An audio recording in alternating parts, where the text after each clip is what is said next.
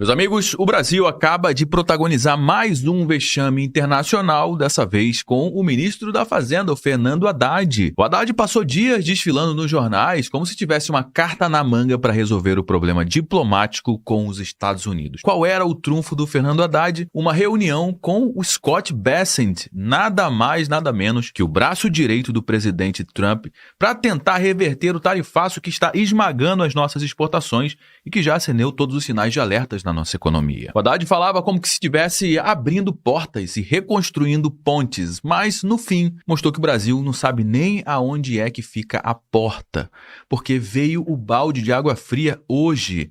A reunião, que estava marcada para essa quarta-feira, dia 13 de agosto de 2025, foi simplesmente cancelada por Bessent.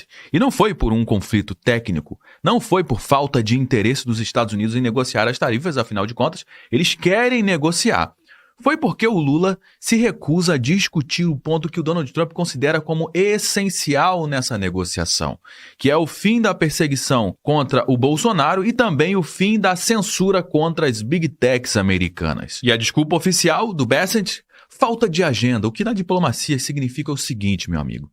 Não vale a pena perder tempo com vocês. Porque enquanto o Brasil se perde em vendetas ideológicas, priorizando brigas internas que só enfraquecem a nossa posição no mundo, a China, ela age, ela se movimenta e está fazendo algo totalmente diferente que o Brasil está fazendo. Em negociação com Washington, Pequim garantiu mais 90 dias de prorrogação na suspensão de tarifas aos produtos chineses. A gente não está falando de qualquer tarifa, meu amigo. Aqui no Brasil é 50%, lá na China é de 145% que vai para 30% sobre os produtos chineses. E agora tudo isso está congelado. Sabe como é que eles conseguiram isso? Com negociação firme, sentando à mesa de igual para igual, defendendo seus interesses com pragmatismo e sem teatrinho ideológico. E o resultado disso? Fôlego para as suas empresas, estabilidade para o seu comércio e segurança para o povo chinês, pelo menos momentaneamente. E aqui no Brasil, o impacto do tarifaço não é simbólico. Ele atinge cerca de 35% das nossas exportações para os Estados Unidos, incluindo café, carne e frutas, e hoje estão sob as taxas de 50%, o que está gerando um grande desespero nesses setores. A Federação das Indústrias de Minas Gerais informou que o tarifaço pode cortar mais de 146 mil empregos diretos no Brasil, fora os indiretos. Ou seja, não é meia dúzia de produtores que estão sendo isolados nesse momento. É uma parte pesada da nossa indústria que está sendo sufocada enquanto o governo Lula prefere preservar as narrativas e disputas internas, pensando na campanha eleitoral de 2026, mesmo que isso custe bilhões de reais da nossa economia e mesmo que isso destrua os empregos. O contraste Brasil e China, meu amigo, é brutal nessa negociação. Enquanto Pequim garante espaço para crescer, Lula e Haddad emperram a diplomacia brasileira. E, como sempre, quem paga a conta desse teatrinho político todo é o trabalhador brasileiro, é o empreendedor e é o futuro do Brasil.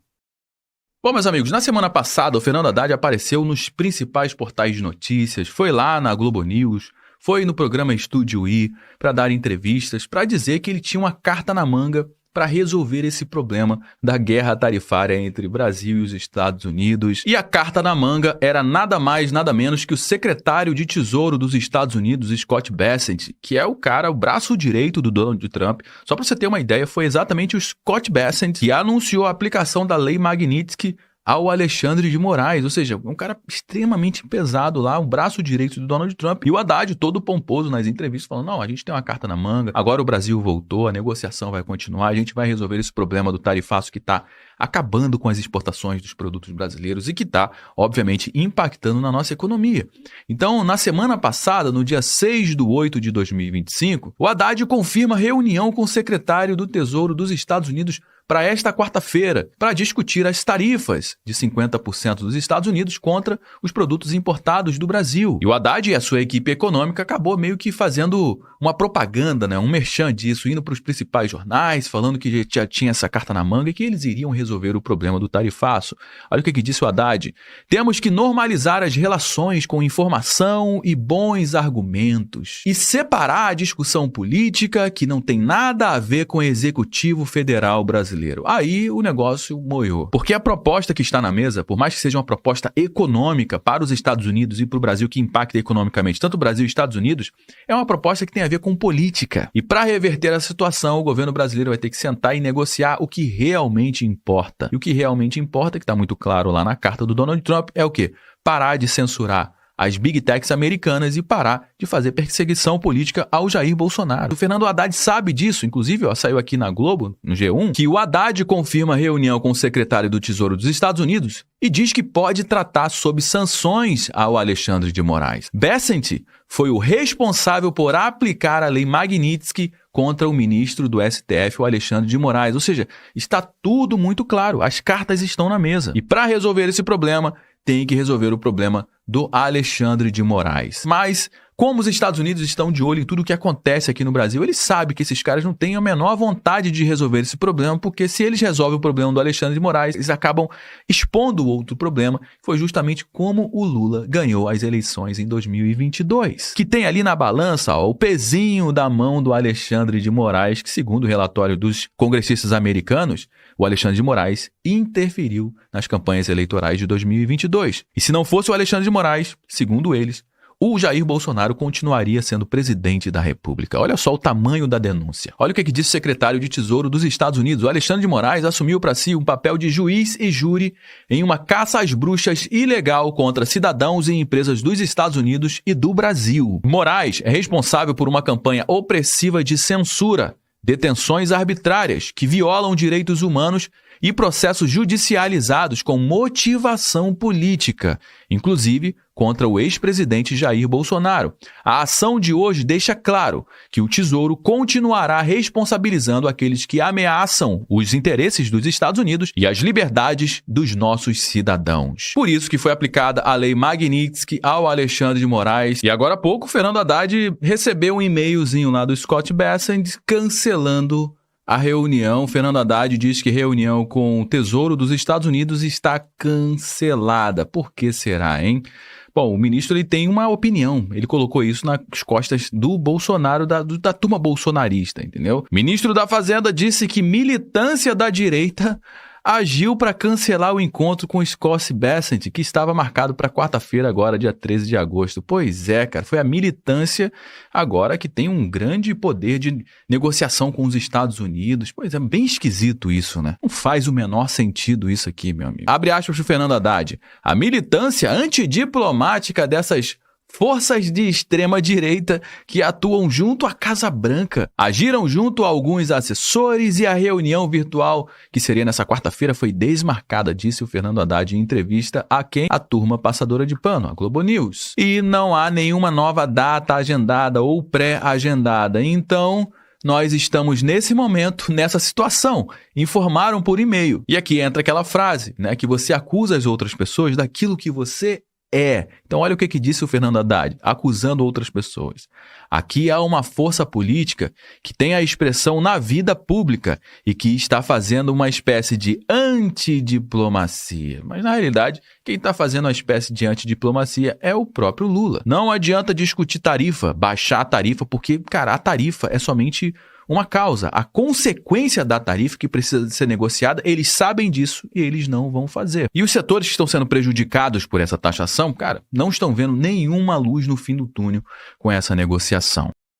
E aproveitando a notícia que saiu agora há pouco, tem muita gente dizendo que o real motivo por trás do cancelamento da visita, da reunião do secretário de Tesouro americano com o Fernando Haddad foi por causa disso aqui. Você ficou sabendo que um avião russo, um cargueiro russo, sancionado pelos Estados Unidos, pousou em Brasília em voo vindo de Moscou? Vindo lá da Rússia. O que esse cargueiro trouxe aqui para o Brasil? Isso aqui é uma grande discussão. A gente está falando da Rússia, meu amigo. País comunista, um país totalmente anti-americano. O que ele trouxe desse avião aqui para o Brasil, hein? E esse avião ele foi sancionado justamente porque ele levou algumas coisas lá para a Venezuela. Carga essa que ninguém sabe o que é. Isso pode ser várias coisas. Pode ser equipamento bélico, pode ser bomba, pode ser combustível, pode ser um monte de coisa. Como ele pousou e não tem nenhum registro, nenhuma informação no banco de dados, meu amigo, muita coisa fica no ar e, obviamente, Os Estados Unidos estão de olho nisso aqui, ó. Uma aeronave no modelo Ilyushin IL-76, sancionada pelo governo dos Estados Unidos, pousou na manhã desse domingo no Aeroporto Internacional de Brasília, após um longo voo com várias escalas partindo de Moscou. A companhia foi sancionada quando, em 2023, pelo governo americano após utilizar suas aeronaves para transportar cargas a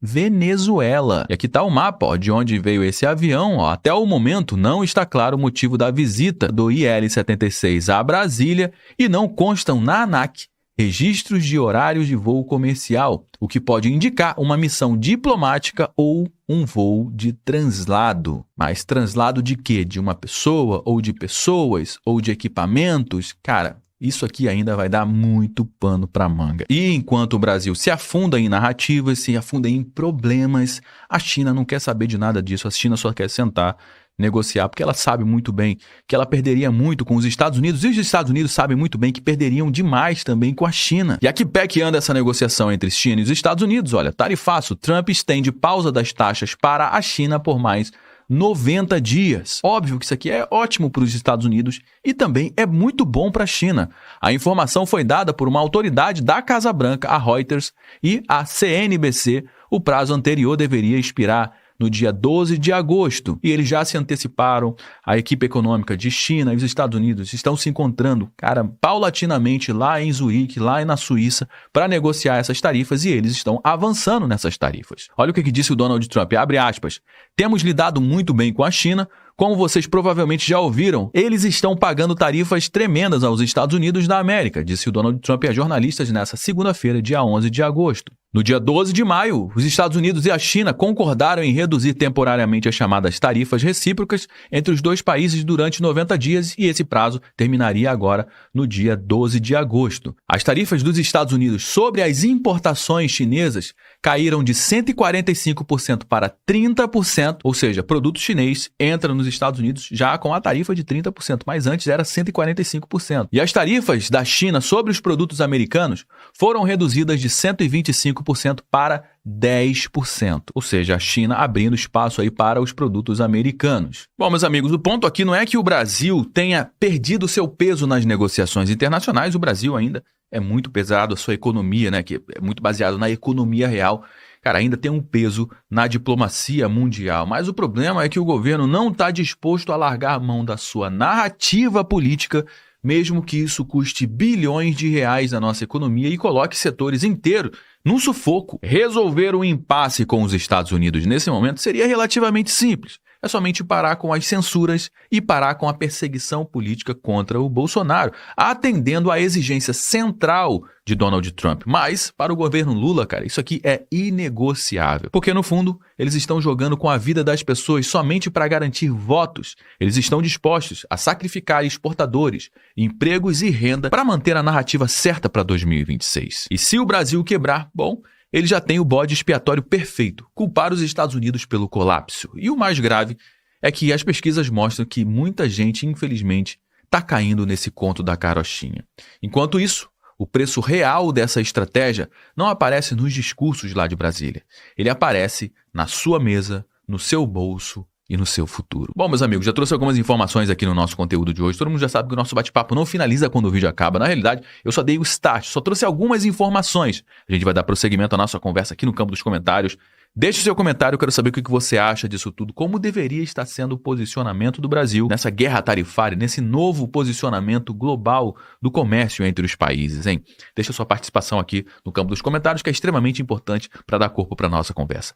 É extremamente importante também você compartilhar esse conteúdo com mais pessoas, afinal de contas, tudo o que a gente trouxe aqui você não vai ver sendo divulgado amplamente na grande mídia, você pode ter certeza disso. Então faz o seguinte, ó, compartilha com pelo menos uma pessoa que você conhece ou um grupo que você participa no WhatsApp. Assim você me ajuda a propagar essa mensagem para mais pessoas. Se você gostou do nosso conteúdo, deixa o seu like, aproveite para se inscrever aqui no nosso canal, ativando o sininho. Eu me chamo Josué Aragão, um grande abraço e a gente se vê agora, ó, no nosso próximo conteúdo.